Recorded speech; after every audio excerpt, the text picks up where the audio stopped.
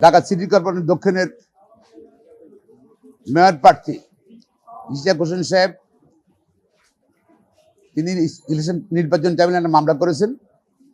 সেই মামলায় সাক্ষী প্রমাণ নিয়ে তাপসের যে নির্বাচিত সেটা গ্যাজেটটা বাতিল করেছে আদালত। পাশাপাশি ইশতিয়াককে ঢাকা সিটি কর্পোরেশন দক্ষিণের মেয়র হিসেবে ঘোষণা করেছে। এখন হলো শুধু ট্রাইব্যুনাল নয়, মহামান্য হাইকোর্টের রায়, সুপ্রিম কোর্টের রায় তার ঠেকাই চেয়েছিল।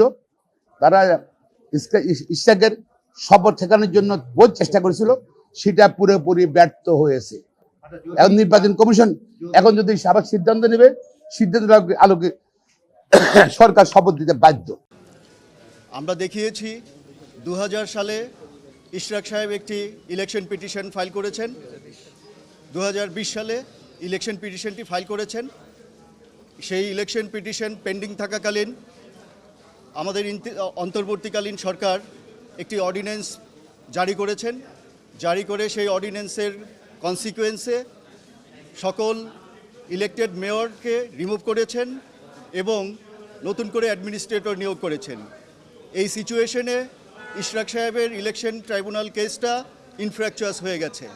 তারপরেও উনি দুইজন ভুয়া লোক সাজিয়ে পাওয়ার অফ অ্যাটর্নি ব্যতীত দুইজন লোককে এনে ইলেকশন কেসটার প্রেয়ার সংশোধন করেছেন।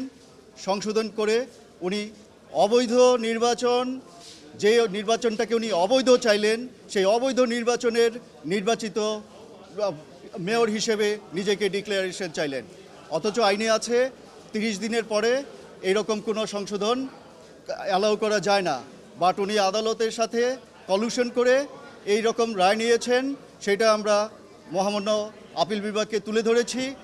এই পরিস্থিতিতে মহামান্য আপিল বিভাগ জানতে চেয়েছেন যে এই পর্যন্ত ইলেকশন কমিশন কি করেছেন বা আপনারা ইলেকশন কমিশনে গিয়েছেন কিনা।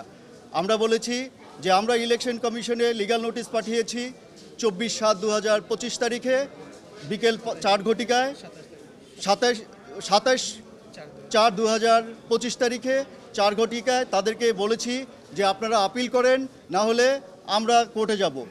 তখন ওনারা তাড়াহুড়া করে রাত 10টা বাজে ওনার নামে গ্যাজেট পাবলিশ করে দিয়েছে। সেই জন্য আমরা আদালতে বলেছি, উভয় আদালতে বলেছি যে নির্বাচন কমিশন তাদের নিরপেক্ষতা হারিয়েছে।